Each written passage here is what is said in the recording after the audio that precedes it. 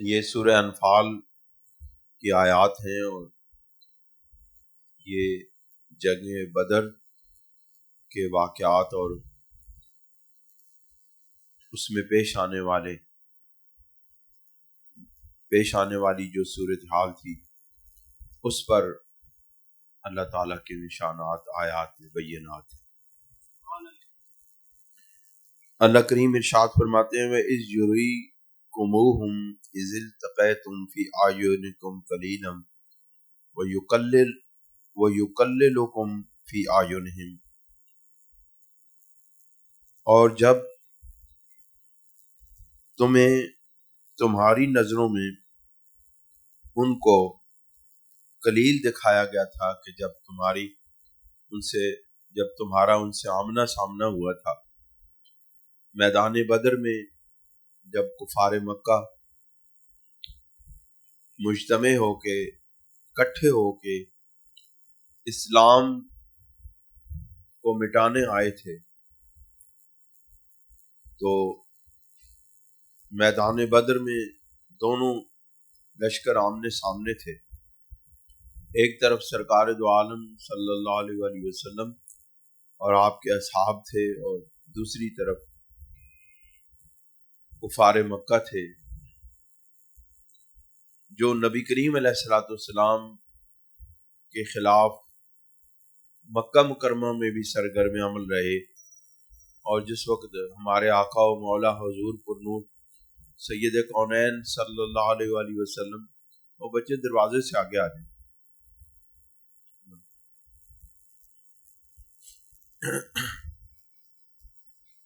جب ہمارے آقا و مولا حضور پر نور سید دو عالم صلی اللہ علیہ وآلہ وسلم مدینہ منورہ میں تشریف لے آئے، تو اس وقت بھی ان کی ریشہ دوانیاں، ان کی سازشیں اور ان کے مقابلے کی تیاریاں اور اسلام کو مٹانے کی تیاریاں ختم نہ ہوئی، اور بالآخر انہوں نے فیصلہ کن جنگ کرنے کا ارادہ کر لیا۔ اس میں جس وقت مسلمان بے سر و سامانی کے عالم میں وہاں پہ موجود تھے اور کفار اپنے پورے لاؤ و لشکر کے ساتھ آئے تھے، تو اس وقت اہل ایمان کو جو کفار کا لشکر تھا وہ کم دکھایا گیا، اسی طرح کفار کو اہل ایمان کا لشکر بھی کم دکھایا گیا۔ یہاں پر وہ لوگ جن کے دل میں کجی ہوتی ہے، یا وہ لوگ جو قرآن مجید کو سمجھ نہیں سکتے، جو کلام الہی کو سمجھ نہیں سکتے، جو قرآن مجید کے معارف کو سمجھ نہیں سکتے، جو صرف ظاہری عبارتوں کے تراجم کے محتاج ہیں، جو صرف تراجم پڑھ کے اپنے آپ کو سکالر اور مفکر اور دانشور سمجھتے ہیں، ان کے لیے قرآن مجید کے معارف کو سمجھنا محال ہے، بہت مشکل ہے۔ بس پھر وہی لوگ اس طرح کی باتیں کر کے جو کمزور اہل ایمان ہیں، جو علم کے ساتھ تعلق نہیں رکھتے، ان کے دلوں کے اندر یہ شبہات پیدا کرتے ہیں۔ میں آپ کے سامنے اکثر یہ بات عرض کرتا ہوں کہ آپ حضرات حضور سرور دو عالم صلی اللہ علیہ وسلم پر نازل ہونے والے قرآن مجید، آقا علیہ الصلوۃ والسلام کی حدیث، ان کو خود بھی پڑھیں، سمجھیں اور اپنے اولاد کو بھی سکھائیں اور سمجھائیں، تاکہ کوئی شخص آپ کی اولاد کو گمراہ نہ کر سکے۔ جب آپ کی اولاد قرآن مجید کے علوم اور معارف سے بیگانہ ہوگی، تو کوئی بھی شخص ان پر حملہ آور ہو کے ان کو گمراہ کر دے گا اور ان کو دین اسلام سے بہت دور لے جائے گا۔ آج ہم کیا کرتے ہیں؟ آج ہمارا مطمع نظر کیا ہوتا ہے؟ اولاد کے لیے آج ہم اولاد کے لیے یہی سوچتے ہیں کہ ہماری اولاد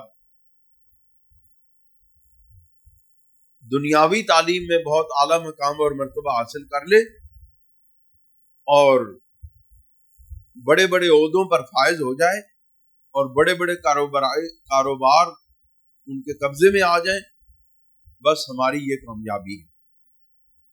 اگرچہ یہ بھی ضروری ہے، اسلام دنیا کے حصول کی، دنیا کے اندر رہنے کی، معاشیات کی کبھی ممانعت نہیں کرتا، لیکن اس کو اپنا دین اور ایمان بنانے کی ممانعت کرتا ہے۔ ہم صرف اور صرف اپنی معاشی ضرورتوں کو تو پورا کرتے ہیں، لیکن اپنی روحانی ضرورتوں کو اور اپنی جو ہمیشہ ہمیشہ کی رہنے والی زندگی ہے اس کا ساز و سامان نہیں کرتے۔ ہم عارضی زندگی کا ساز و سامان کرتے ہیں، عارضی زندگی کو ہی اپنی آخری منزل بناتے ہیں، لیکن ہماری جو آخری منزل ہے، ہماری جو اخروی زندگی ہے، اس کے لیے ہم کچھ بھی نہیں کرتے۔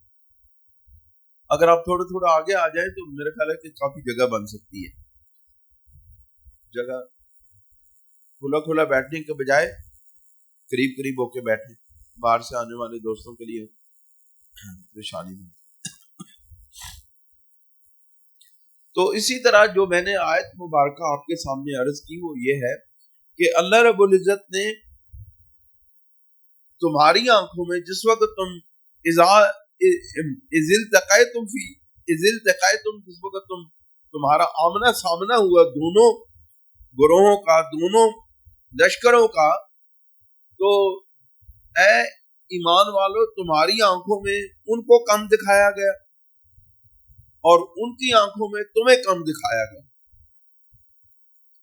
اب یہاں سوال کرنے والے جو اسلام کے خلاف چلنے والے لوگ ہیں یا اسلام پر تنقید کرنے والے لوگ ہیں، وہ یہاں سوال اٹھاتے ہیں کہ اگر اہل ایمان میں کی آنکھوں میں، نگاہوں میں کفار کے لشکر کو کم دکھایا گیا اور کفار کی آنکھوں میں اہل ایمان کے لشکر کو کم دکھایا گیا، تو فرق پھر کیا ہوا مسلمانوں کا اور غیر مسلمانوں کہ جس طرح ان کو کم دکھایا گیا اس طرح ان کو بھی کم دکھایا گیا؟ پھر فرق کیا ہوا؟ دوستو بزرگوں، فرق یہ ہے کہ اہل ایمان کو کفار کے اندر جو قلت نظر آئی وہ ایمان کی قلت نظر آئی، وہ ہمت کی قلت نظر آئی، وہ قدم جما کے کھڑے ہونے کی قلت نظر آئی، وہ اپنی جانیں قربان کرنے کی قلت نظر آئی، وہ قلت وہ تھی ارادے کی قلت تھی، وہ قلت ثبات کی قلت تھی، وہ بہادری اور جرأت مندی کی اور شجاعت کی قلت تھی۔ یہ ساری چیزیں جو باطنی امور کے ساتھ تعلق رکھتی ہیں، اہل ایمان کو اللہ رب العزت نے کفار کے باطن کو دکھا کے کلیم دکھا دیا۔ سننے کے نہیں بات،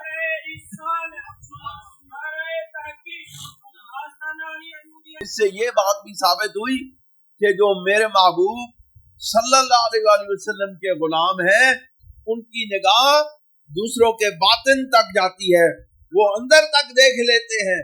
نگاہ صحابہ کرام میں، حضور علیہ السلام کی صحابہ کی نگاہ میں، نگاہوں نے کفار کے باطن کو دیکھ کے جان لیا تھا کہ اس کے اندر ایمان کی بھی کمی ہے، ہمت کی بھی کمی ہے، شجاعت کی بھی کمی ہے، یہ جان بھی قربان نہیں کر سکتے ہیں۔ یہ سارے باطنی جو رذائل ہیں، جو باطنی خصلتیں ہیں، گندی خصلتیں ہیں، ان کو نگاہ سے دیکھ کے کہنے لگے صحابہ کرام کی جرأت اور ہمت میں قوت اور طاقت آ گئی تھی۔ اور اس طرح جو کفار تھے انہوں نے مسلمانوں کے ظاہر کو دیکھا تھا، باطن کو نہیں دیکھا تھا، ظاہر کو دیکھا تھا، باطن کو نہیں دیکھا تھا۔ انہوں نے دیکھا تھا کہ ان کے پاس تلواریں کتنی ہیں، انہوں نے دیکھا تھا کہ ان کے پاس نیزے کتنے ہیں، انہوں نے دیکھا تھا کہ ان کے پاس تیر کمان کتنے ہیں، انہوں نے دیکھا تھا ان کی تعداد کتنی ہے۔ انہوں نے یہ نہیں دیکھا تھا कि ये गुलाम किसके हैं। उन्होंने ये नहीं देखा था कि इनके बातन अल्लाह ताला के राजों से भरे हुए हैं। उन्होंने ये नहीं देखा था कि इनको ताईद इलाही हासिल है। उन्होंने ये नहीं देखा था इनकी पुष्ट पर हजारों फरिश्ते खड़े हैं। ये है किल्लत का नजर आना। उधर किल्लत नजर आई, अहले ईमान को किल्लत नजर आई, हिम्मत में, शजाअत में, बातनी खसाइल में, और कुफार को किल्लत नजर आई जाहिर में। इसका मतलब है काफिर की नजर जाहिर तक है, मोमिन की नजर बातिन तक है।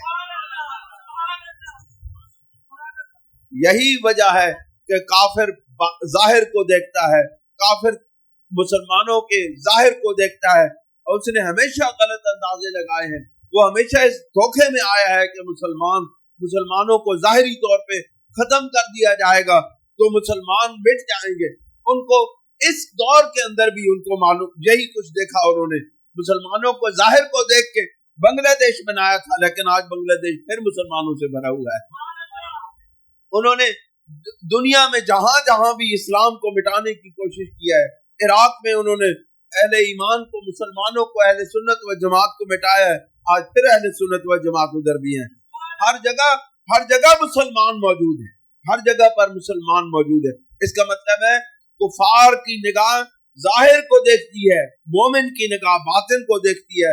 ये गुलामान मुस्तफा का कमाल है कि वो बातिन को देख लेते हैं, और कुफार की निगाह जाहिर इस जाहिरी जिस्म और जाहिरी कपड़ों से आगे नहीं जाती। लिहाजा हमें अपने सीनों को ईमान से मुनव्वर करना चाहिए, ताकि हमारी निगाह में वो बातनी ताकत पैदा हो जाए कि हम कुफार के बातन को देख के उनका अंदाजा लगा सकें कि इनके पास ताकत तो है, इनके पास असलाहा है, इनके पास जहाज है, इनके पास जाहिरी तौर पर तमाम कुव्वतें मौजूद हैं, लेकिन मरने की ताकत, मरने की कुव्वत नहीं है। ये अफगानिस्तान देखें, अफगानिस्तान में रूस ने भी शिकस्त खाई, जो अपनी ताकत और असले के एतबार से सबसे ज्यादा था, और अपनी ताकत के एतबार से अमेरिका ने भी, जो सबसे ज्यादा ताकतवर था, उसने भी शिकस्त खाई।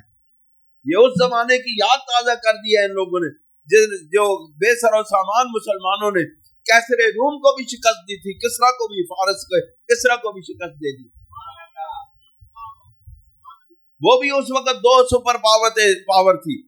हमारे खुतबा, हमारे खतीबों को, हमारे वाइजीन को, हमारे उलमा को ये बात आपको बतानी चाहिए कि उस वक्त भी कैसर रूम और किसरा, रूम और फारिस, ये दो बड़ी सुपर पावर थी, और इन दोनों सुपर पावर को मुसलमानों ने तहस नहस कर दिया।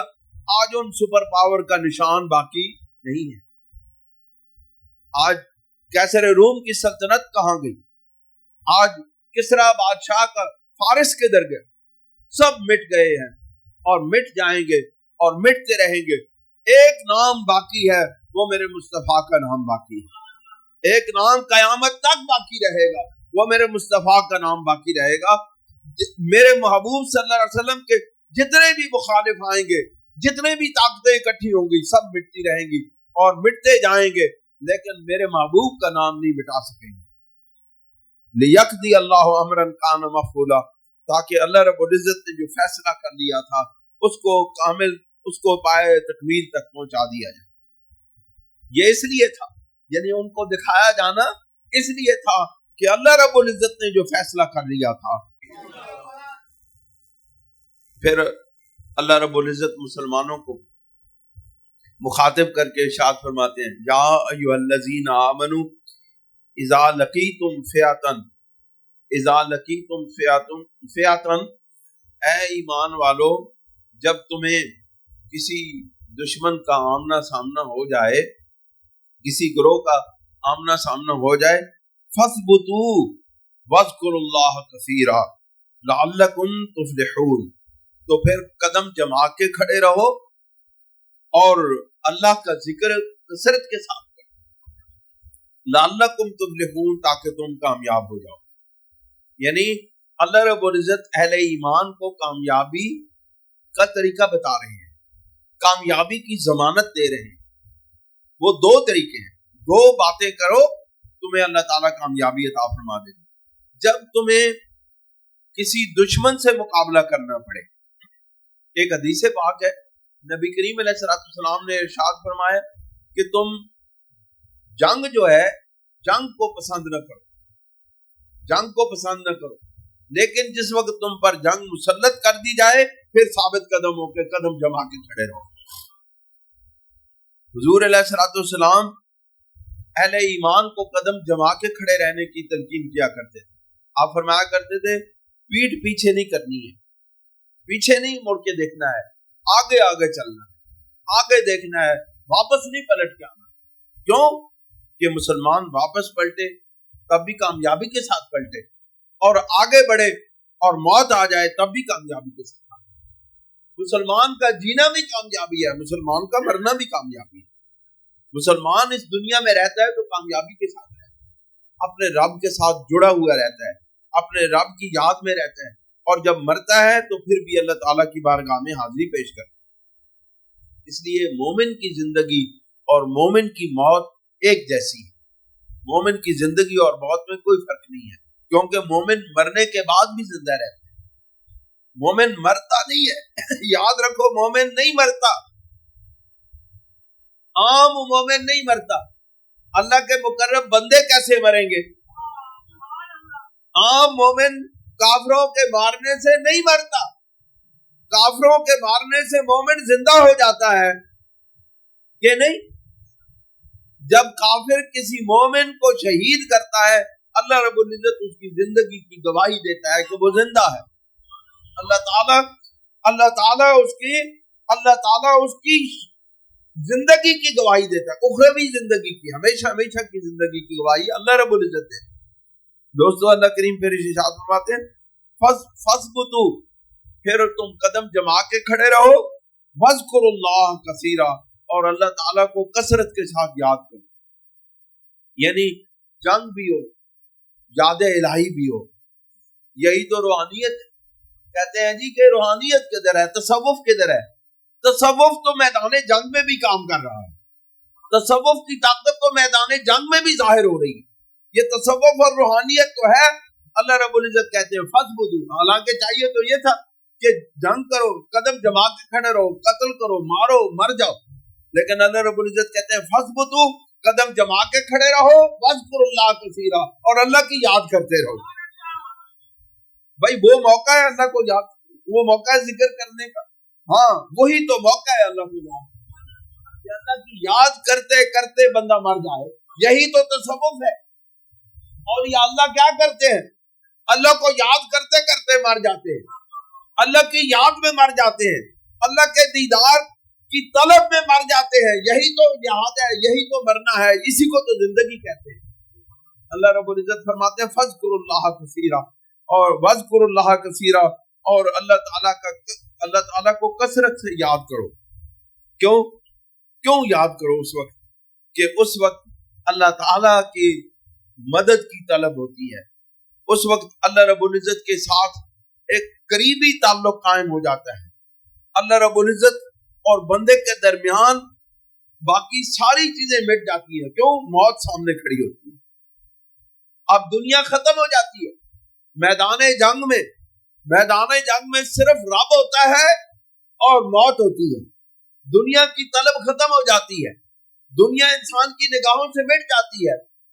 پھر اس وقت یہ خیال نہیں آتا کہ میں جنگ کے بعد میں یا جنگ میں مرنے کے بعد میں بلڈنگیں بناؤں گا، کوٹھیاں بناؤں گا، کاریں خریدوں گا، یہ کام کروں گا، وہ کروں گا، نہیں۔